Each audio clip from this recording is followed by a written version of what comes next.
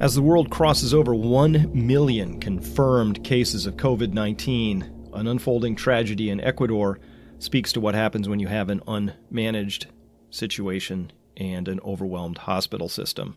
Hello, everyone. This is Dr. Chris Martinson. I'm here with your SARS-CoV-2 daily update, aka the honey badger virus. Why? Because it's so hard to contain this thing. Today is April 3rd, and it is day 71 of this reporting. Calling this one, the rough times are just starting. I was surprised how many of you didn't know that I am a doctor. I do have my PhD from Duke University. For those who care to chase it down and see if that's true, this is the title of my dissertation right there. And this is the paper I was most proud of. Got one in Nature while I was still working towards my degree. Pretty happy with that. All right. That probably didn't mean anything to most of you, but for us science geeks, it's a little thing.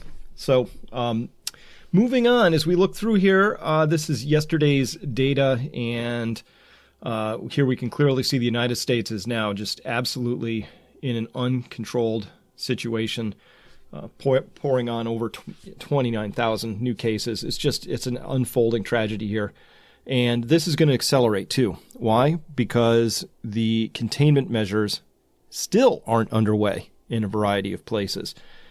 There's still suggestions, it's advised that you stay home, things like that. Some states are taking it more seriously than others.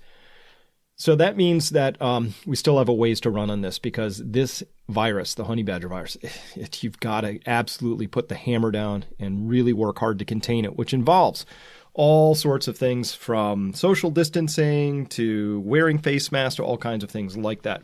So as we look through this, we are now almost entirely now seeing 4-digit numbers showing up on this entire sheet right here. And as well, we're starting to see this increase in France, over 1,000. That was because they suddenly reclassified, I think, around 800 deaths that had not been recorded as having been due to the COVID virus from, I believe they were old folks' homes and so are nursing homes. So that was a big 800 increase. But otherwise, we are seeing these high 900s here showing up in the United States and Spain. It looks like Italy has finally turned the corner in terms of its overall case count. And how did it do that? Well, it had to put the hammer down, and that's how that works. As well, we can see here Sweden is really starting to climb very rapidly. I'm going to talk about them more in just a second. Very concerned, of course, to see Brazil and other warm weather countries like that, warm, humid countries, starting to really pile on the cases because, well, then we don't get our summer lull due to simple temperature and humidity effects. So keeping a close eye on that. Otherwise, what can I tell you? Switzerland now is in the lead in terms of total cases per 1 million of population. That works out to a 0.2% rate of infection, of detected infection across its entire population. And here, I guess they didn't take the lead. Spain's got the lead. Yeah, almost at 0.24%. So, yeah, at any rate, these numbers are just continuing to climb, and we're nowhere near the peak of this thing. We've got quite a ways to go, and the only way to prevent this from getting any further along than it is to bring the hammer down. So, welcome to Exponential Growth. This is what it looks like. Thank you, Don, for repeating that refrain and bringing it forward, because we all need to understand exponential growth. If you haven't, look at my Twitter feed, which is at Chris Martinson. Pinned to the top is my best 5-minute explanation of exponential growth that I could come up with. So you might enjoy that if you haven't seen it. Eric Fagelding here, Dr. Eric Ding here on Twitter makes a great observation. It took 4 months for the world to hit 500,000 cases of COVID-19. It took 1 week to hit 1 million. That's the nature of exponential growth. So I want to talk about Sweden very quickly. Martinson is my last name. That's a Swedish name. My grandfather came over on a boat in 1918, landed at Ellis Island. So I feel quite an affinity for Sweden. And I was kind of hoping that my distant relatives over there would be doing better than average, but I think they're doing below average. And I don't know why. There's some cultural reasons. But Sweden took a really relaxed approach, and they're now under fire for taking a relaxed coronavirus approach. And here's the science behind it. I can do the common sense behind it. You can't be relaxed around the honey badger. This thing is dangerous. This is from March 27th. That's a date's important based on what I'm going to show you next. So they say here a growing number of Swedish doctors and scientists are raising alarm over the Swedish government's approach to COVID-19 Unlike its Nordic neighbors, Sweden has adopted a relatively relaxed strategy, seemingly assuming that overreaction is more harmful than underreaction. Yeah, how often have we heard that? Oh, don't panic, as if panicking was somehow worse than getting the disease itself. And so some people, some individuals, some organizations, and including a country had decided that taking a relaxed approach is better than overreacting. All right, here's the thing. Anything you do within an exponential function before it comes is going to seem like an overreaction. And after it comes, everything you did is going to seem like an underreaction. It's just, that's how these things go. It's so hard to really convey just how devastatingly fast an exponential function increases on you. All right, although the government has now banned gatherings of more than 50 people, yeah, well, they're going to have to whittle that down to 25, then to 10, then to 5, and then they'll get down to 2, just like everybody else. This excludes places like schools, restaurants, and gyms, which remain open. Yeah, no more than 50 people unless, it's a school, say a restaurant, maybe a gym. And by the way, gym's one of the worst places. I mean, you have all those people handling the same equipment and sweating and breathing hard and all that stuff. I can't imagine a worse situation to leave open. So that's pretty relaxed, right? And that's despite the fact that 3,046 people have tested positive. And although Norway has the most confirmed cases at 3,066 barely, in Scandinavia, COVID-19 fatalities in Sweden are highest by far at 92, compared with Norway and Denmark. So Sweden's higher case count here tells me that they haven't been testing enough. They actually have many more cases than the other countries, because the death count is probably one of your better, more accurate statistics that you can get in the absence of having good testing, or if you're just being super relaxed about it all. So remember, this was from March 27th. So what is that? 6 days ago. 27, 28, 29, 30, 31, 7 days ago, depending on how you count. And they had 92 deaths. So let's check back in. That was right back here. They had 146 cases. Those right there. When did they double from? Just doubling every 1, 2, 3 days. So they're now doubling from 146 to 308. That's a doubling in just 3 days. So this is what a relaxed approach will get you. And when that article was written, they were at 92, which was right here. So they had a little bit of a, I guess, a little bit of a lull, but now they're off to the races. So Sweden's quickly discovering you can't be relaxed about this thing. As well, I'm starting to hear things like this. Sue at SueMama02G said, Chris Martin, what about the experts that are doubtful that closing the country is necessary? Peter Hitchens, kind of a professional skeptic, curmudgeonly kind of person, writes, for all those who, like me, think experts are important, that's an interesting straw man to set up, here are some who are doubtful about our current coronavirus policy, written at offguardian.org. That's not the Guardian. That's the Off Guardian. So Peter, let's talk about what happens if you had an unrestrained coronavirus policy, and we can go to Ecuador for that. Ecuador's way behind the game and shows us what happens when you have an uncontained policy around this, and it's horrifying right now. There is truly an unfolding tragedy in Ecuador right now. This comes from April 2nd. Citizens of Guayaquil are burning bodies in the streets now because they have no other means of taking care of them, the bodies, that is. And here, if we look at this very quickly, what we're going to see here, and let me just turn this down. This is what you're seeing here is a single hospital. I hesitate to call this the morgue. These are bodies that are wrapped in plastic, and they are put on gurneys. They're sitting over on the side in carts, and they're pretty much just stuffed everywhere. I think they're out here in sort of a garage area. They're on a ramp leading out to the parking lot.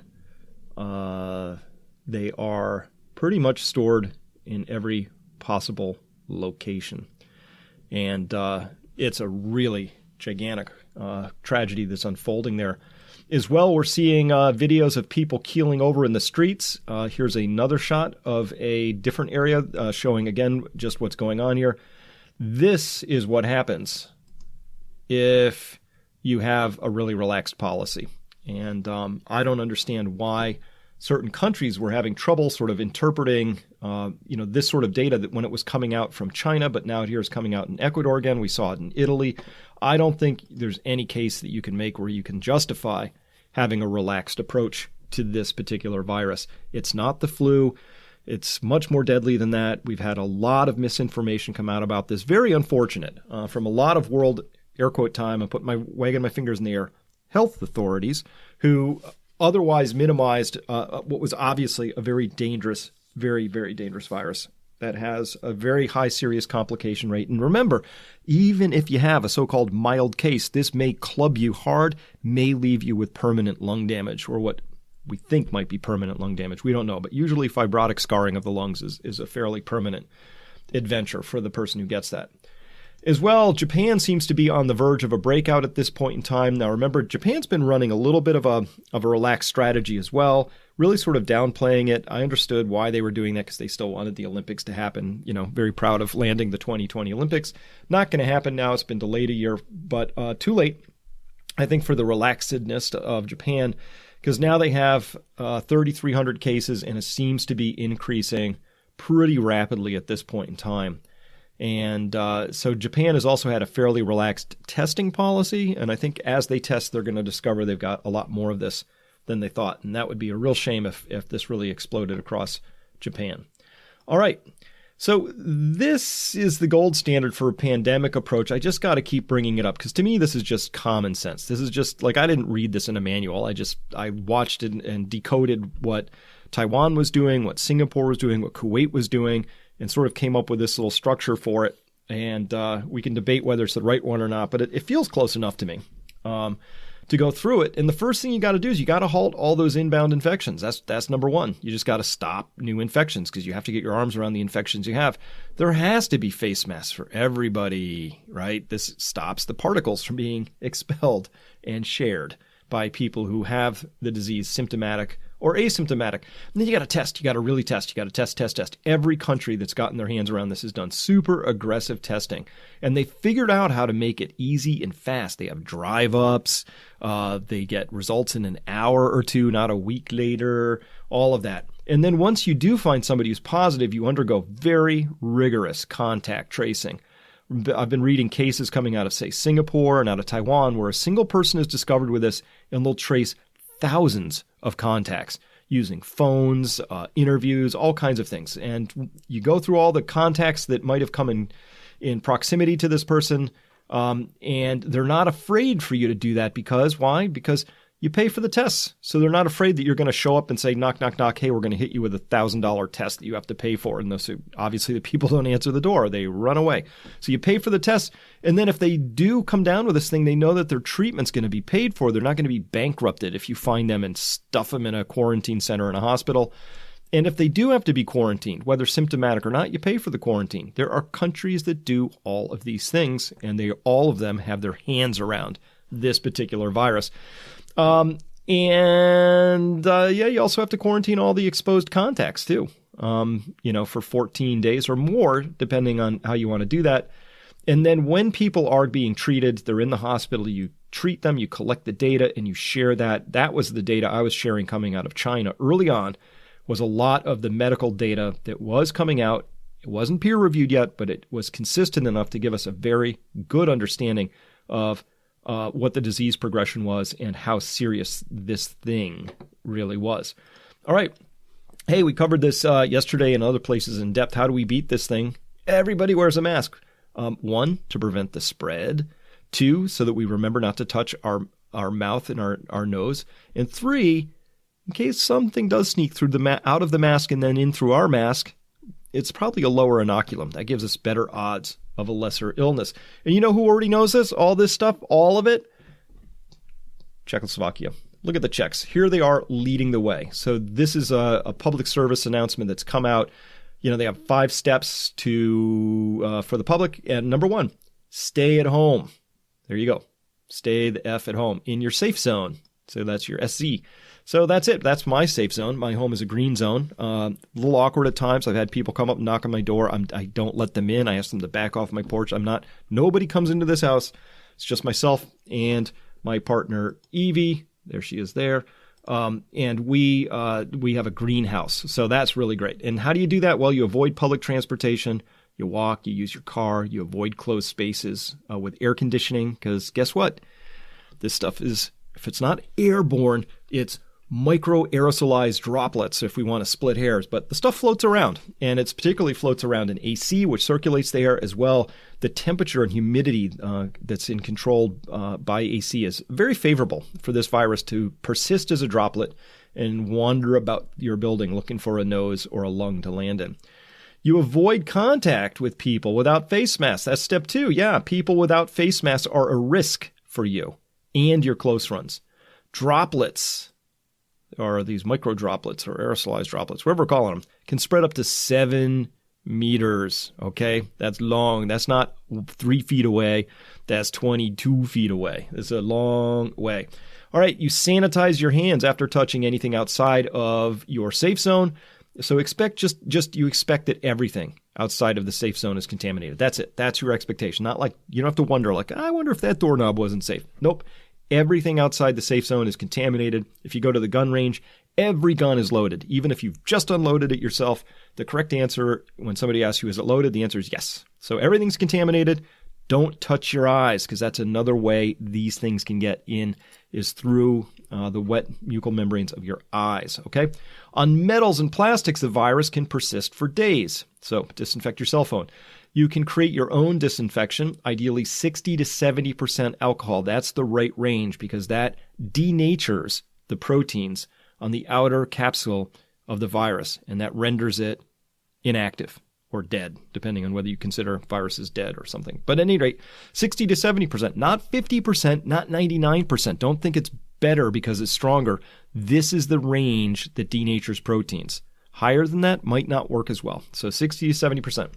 And then 4, you always wear a face mask outside. Even if it's homemade, a used face mask should be treated as contaminated always. You disinfect it or boil it. I don't know about boiling them, but it would work. I just don't know if that would wreck the mask over time. I don't know about that.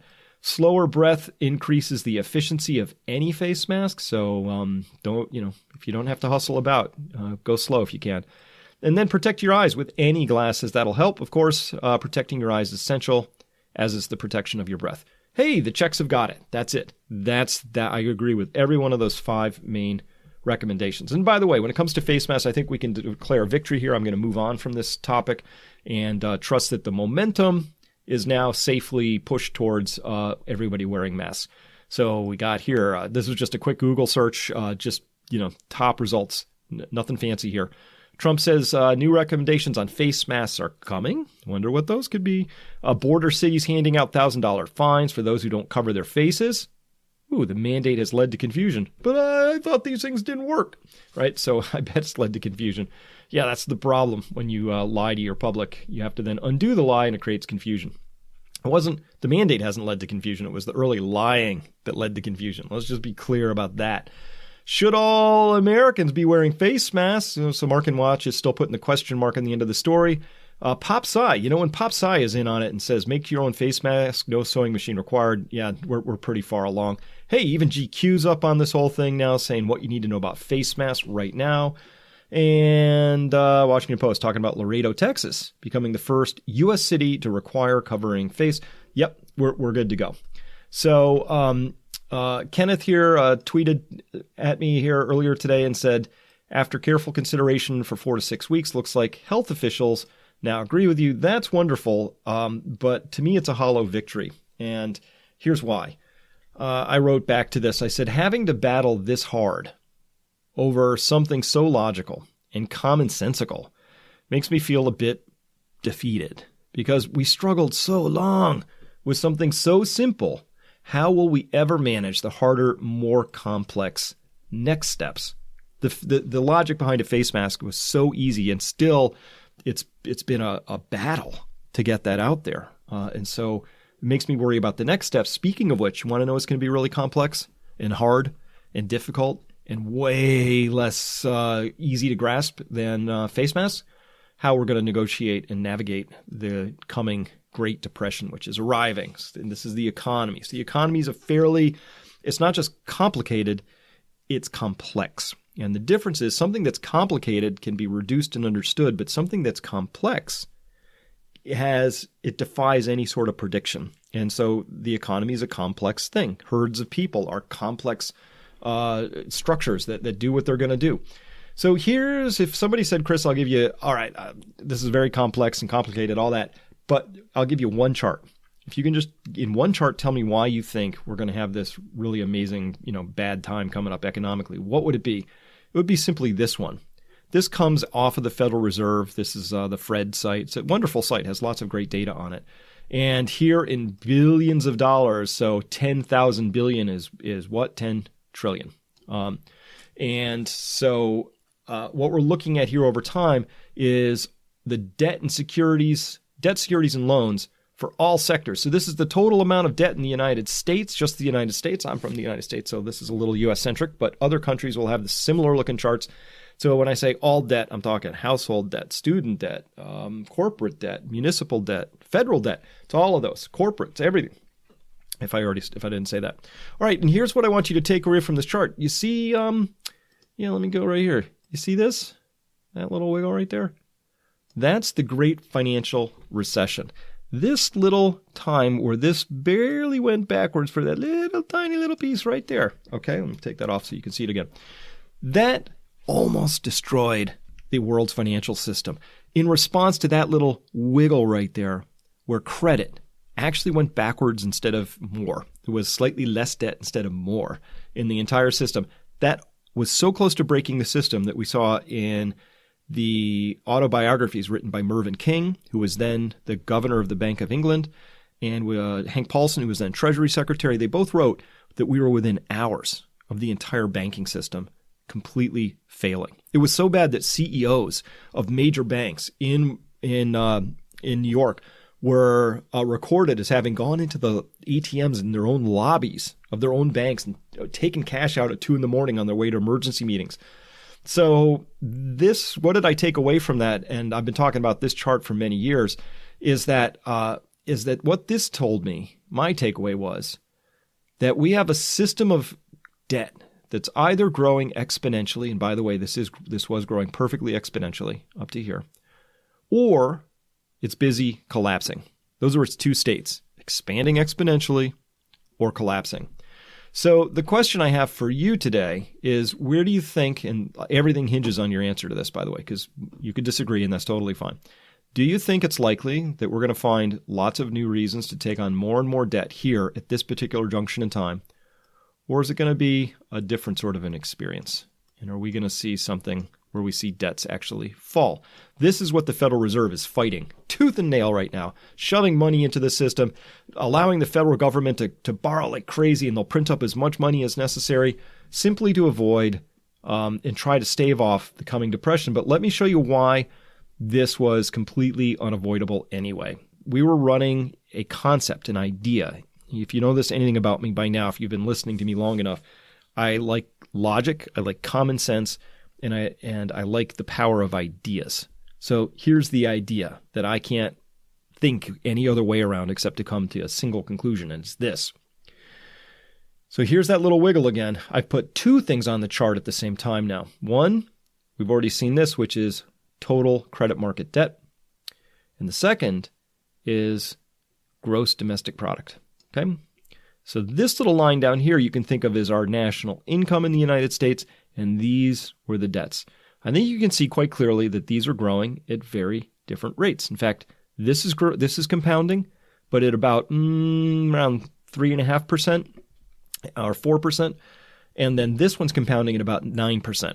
So this is compounding at twice the rate of this. This is growing with an exponential function at a rate that's twice as fast as this one. So even though, yes, this is growing exponentially, this one was growing twice as fast, 2x, okay, twice the rate. All right, you don't have to be a math genius to understand that you can't grow your debts faster than your income forever, okay? This is the income in this story. This is the debt, like on your credit card debt. We just know you just can't do that forever, right? It's just not possible. You can't grow your income at half the rate of your debt. That's it. So this is what's in the process of breaking. And I need to point you back to something, which was this isn't like we just got a little crazy in the last couple of years or anything like that. This wasn't like we'd made a couple policy errors since 2008, although we did. We made a ton of them. This stretches all the way back to roughly right around 1970 when this really took off. And this is back when Reagan was saying, deficits don't matter. Well, it wasn't him, but his underlings were. This is Morning in America, where we had a chance here to really reel our debts back down. But instead, what happened was the world went off the gold standard, which allowed these two things to get decoupled from each other. And the wrong thinking, the conceit, the hubris was that got enshrined as policy in the country to think that we could always grow our debts at twice the rate of our income forever, without understanding that, of course, without the income, the debts are meaningless. So that's what's in the process of breaking down right now. And by the way, as you have more and more and more credit in the system, it also spawns and fosters a set of behaviors, speculations, all sorts of fancy financializations, to the point that in the United States, it's safe to say far too much of the economy was people who were engaged in financial activities solely. That is, what's a financialized activity?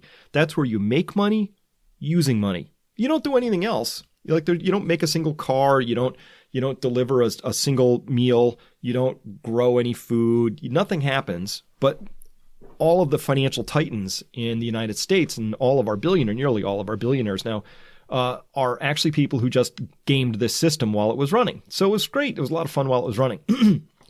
But here's why I'm a little bit concerned that because we can't even get face masks right. Here's an example of where that is the authorities in this story, they just have bad instincts, right? I don't think they should have bailed out the banks in 2008. Honestly, I think a couple of big banks should have gone belly up.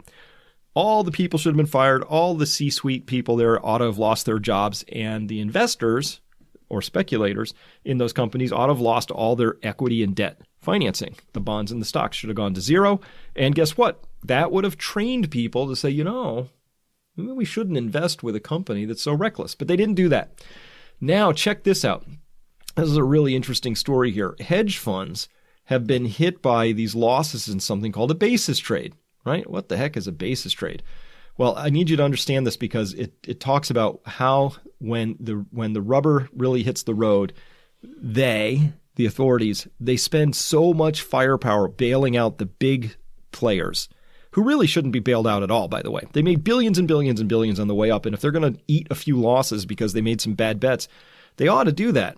But they're not. They're always made whole. And this one was really egregious. I mean, if you don't want your blood pressure to go up, you might want to just tune out right here.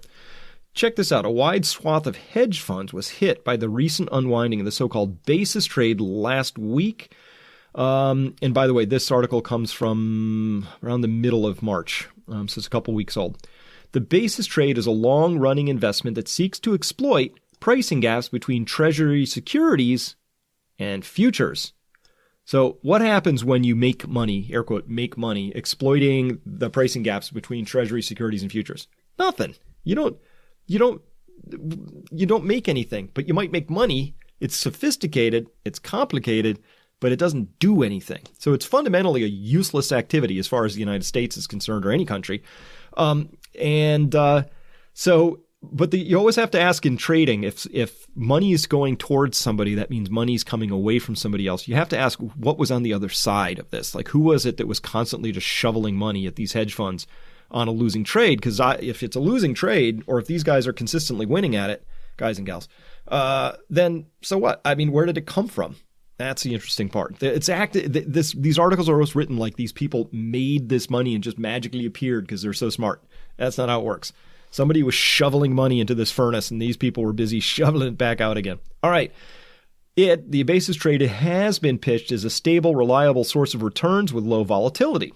While most of the funds have since rallied, their sudden and significant declines last week show there are heightened risks during times of market volatility. Oh no.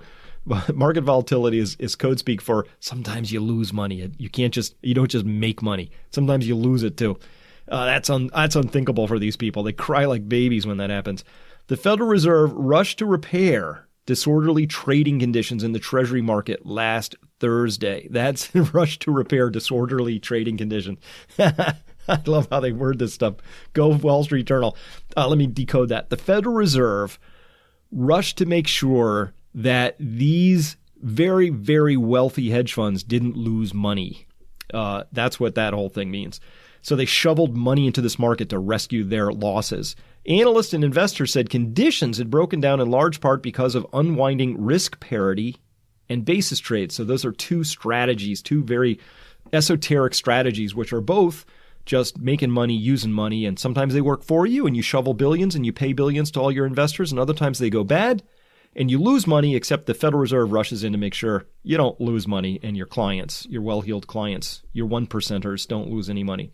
The Fed's intervention Thursday and over the weekend ended up aiding Citadel, and that's a major hedge fund, and many funds deploying the basis trade, said people familiar with the matter. Hey, you know who else works at Citadel? You're going to love this because it's such a coincidence. Citadel hired Ben Bernanke, the prior chairman of the Federal Reserve, as their chief macroeconomist, which is funny. That's you know why that's funny?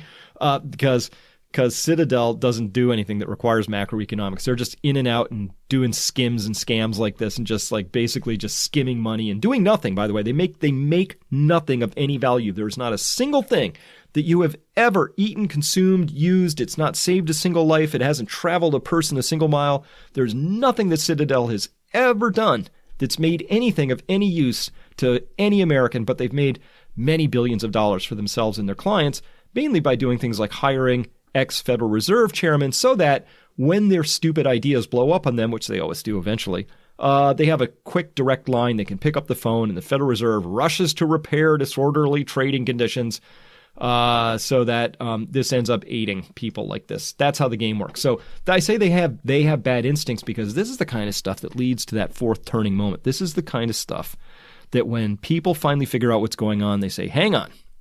So I see how you rush to bail yourselves out at the first sign of trouble, and you print up as much money as necessary so that you don't take any losses. But when the time comes that people need that money, when the little people need that money, then all of a sudden there's no rushing to the rescue and, oh my gosh, it's more complicated than we thought. And hey, there's going to be $1,200 for every American, except, not unless if you earn more than $75,000, then maybe not so much, or it goes to zero. And but not if you haven't paid taxes in X number of years, even if you're really poor. Or there's all these conditions that suddenly arise and it's very difficult. And by the way, I don't know anybody who's gotten that money yet. It's still all tied up because it's just so hard.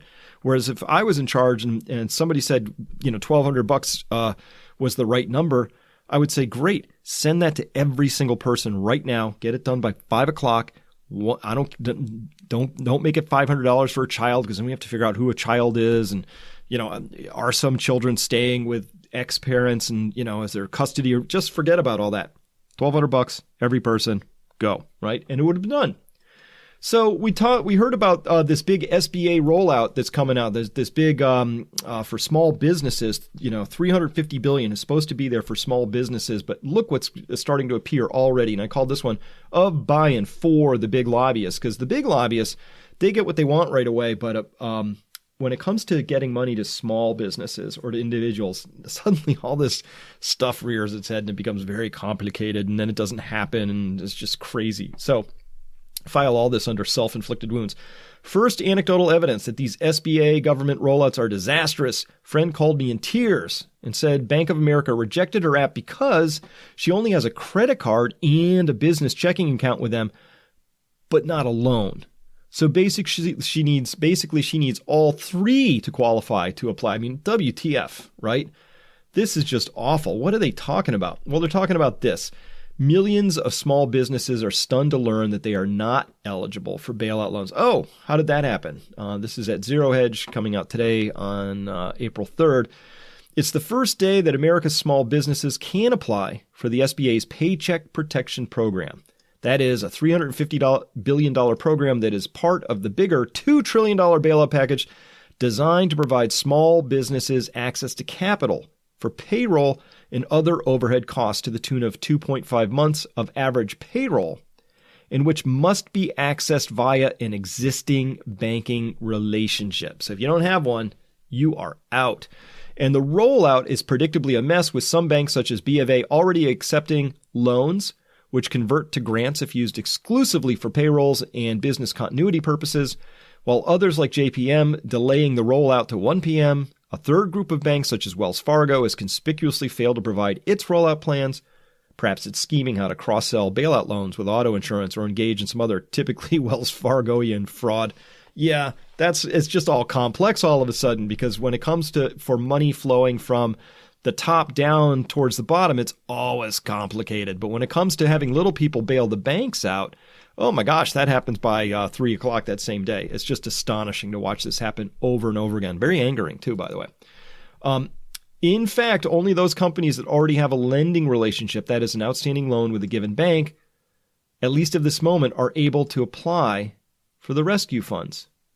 Well, that's kind of weird, right? So it's saying if you happen to have been a small company that lived within your means, didn't take on debt, that means you are probably in the most safe and secure position. You'd actually be the premier person to lend to, because you are already running a safe, sound thing. But if you'd already been out there taking out lots of loans and you had a big, sort of a loan balance, then guess what?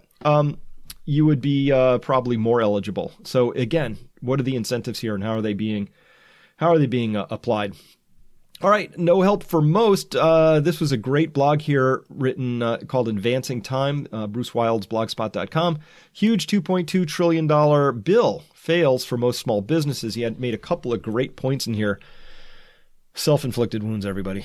It now looks like this bill will allow for a rapid maximum loan amount of 2.5 times a company's average monthly payroll expense over the past 12 months. That sounds okay, right? This loan would turn into a grant and be forgiven if they keep their employees on. This fails, however, to take into consideration that not all small businesses are labor or payroll intense. Some businesses with large or expensive showrooms are getting hammered by rent, others by inventory or things like taxes, utilities, or even having to toss products due to spoilage. The bill also fails to address the issue of what are these employees going to do while the company has no customers, because their cities are going into semi, if not complete, lockdown measures due to quarantine efforts. So the government says, hey, we're going to shut your city down, but then we'd like you to keep your employees on. So here's a couple of months to do that, right? Of pay supplement to do that. But what are those employees going to do? They also ignore the fact that by keeping these employees on the payroll, a generous employer is left open to the harsh mandates laid out in the previous bill passed just weeks ago. And that's true. So they said, hey, and if you keep these employees on, you have to give them 2 weeks paid medical leave. And if it turns out they have to go out for a quarantine, you have to pay for that as well. So all these extra mandates are slapped on the company, which says, we want you to keep the employees, but if you do, here's all this other stuff that comes with it. And next thing you know, it's just layering cost after cost after cost on these small businesses. And last but not least, many small business owners take little in the way of a paycheck and pump most of their earnings back into their company so it will grow faster. It appears little is being done for these companies, and they are set to remain in dire straits. Hey, I have a small company. Actually, I have several small ones. I checked. None of them actually apply for this particular program. So, in fact, there's no help coming for my companies as they're configured, because there are all these exclusions, and you have to do this, and who qualifies as an employee, and are people contractors. It was all so complicated, right? This is why I say they have bad instincts, mostly because they don't have any instincts, because the people writing these bills probably never were small business or medium business owners, right? And as well, they said small is anybody with less than 500 employees, not realizing that the vast majority, 5.7 million companies in the U.S., and 90% of them have less than 20 employees. What's with the 500? I was like, well, that's not a small company where I come from. All right, so that's why I say all the way back up here, there's a Great Depression arriving, and it's because we have this ridiculous system of debt accumulation. And in order for this not to break down, we need for the small and medium-sized businesses not to break down very, very desperately. But the big guys and gals at the top are too busy bailing out themselves and their hedge fund friends who do nothing. But for the small people who really are the backbone of the economy and have the most employees and actually deliver real goods and services, they've been just swamped with complexities and roadblocks and things like that. So that's why I say they really have bad instincts when it comes to these sorts of things. So things are going to get worse before they get better. A lot of this, if you want to understand where we're going to go in the next couple of weeks, I'm going to continue to track the virus, of course, and we'll talk about all the medical stuff that I can help decode there. But as well, my larger body of work that I put out in 2008, and then we updated it in 2014. We're in the process of updating it again as something called the Crash Course. And in here, you might have already seen one of the chapters, which I circulated on exponential growth. So I'm an explainer, I'm a translator, I'm really good at taking complex concepts and breaking them down so people can understand them. This is all designed to help you get towards and understand how the money system works and what's happening, because this information is critical if you want to understand what the real risks are and what the opportunities are going to be and how to navigate this piece coming forward. If you can invest anything in yourself, you're going to want to invest in this background so that you understand things like what's money, what's the difference between growth and prosperity, how is money creation actually working. Look at this. They're all short, 4, 5, 6, 7 minutes, right? A little history about how money works. What is quantitative easing? You definitely need to know that. Inflation. You better check the inflation chapter out, because you know what? There's a lot of that coming unless I miss the mark. All right. But all of this, what's going to be the hardest part about everything that's coming? It's going to be managing the emotional toll of all of this. And so this is one thing that we haven't really talked enough about yet. And it's the huge pressure that the coronavirus is going to be putting on, or is putting on, our relationships. We've already heard about divorces climbing in China as a consequence of the shut-ins. But with the uncertainty of all this, none of us knowing how long we're going to be living in lockdown. And relationships, let's admit it, they're complicated under the best of times.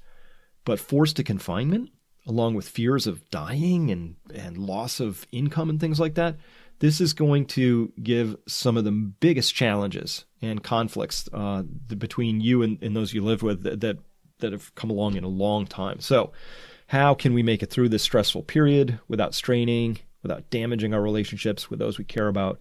At Peak Prosperity, check out this article, and there's going to be a great conversation that goes along with that. As well, let me keep reinforcing this. Please plant a garden. I have a lot of data coming out that suggests this is going to be a really important thing to do. All right, conclusions for today. The next big round number, of course, is going to be 10 million infected across the world. I think that's roughly 2 to 3 weeks away, depending on the non-pharmaceutical interventions, or NPIs, that are rolled out, and the testing capacity, because we may not be able to test that many people, but that's what the data says. We're going to get there in 2-3 weeks. Ecuador, this confirms our worst fears, right? Which is what an unmanaged disease plus a broken down healthcare system gives you, and that's a major tragedy. That's what it yields. Looks to us like Japan is next on the world stage here. They're going to be up unless we're missing the early signals here. And I hate to say this, but the U.S. and especially the big banks are really handling the economic impacts of all this really poorly. They're doing it from top down. They're shoveling lots of money to those, I think, that need it least, and providing the least to those who need it the most. And so that's very sad. And all of that leads to, of course, the prime conclusion, which is it didn't have to be this way. We can do better than this, and we will do better. But first, people need to be made aware. So share this. If you like this, please hit the like button down there. Share it. Tell people they need to start paying attention. Tell them that how their future turns out is in their hands, and it begins with a proper education, proper context, and using that information to take new actions. Because remember, information without action is just useless. So I'm glad so many of you have used this information to make yourselves and your loved ones safe from the coronavirus, and it's time to begin talking about what that means economically now too. Thank you very much for listening. Hi folks, Adam Taggart here. Chris Martinson and I are the co-founders of Peak Prosperity. If you want to get alerted whenever we release a new video from Chris, just click the red subscribe button right beneath the YouTube video player. Once you've done that, a little bell icon will appear right next to it. Click on that bell. It looks like this. And that's it. The next time we publish a video from Chris, you'll immediately receive a notification from YouTube. Thanks for watching our videos.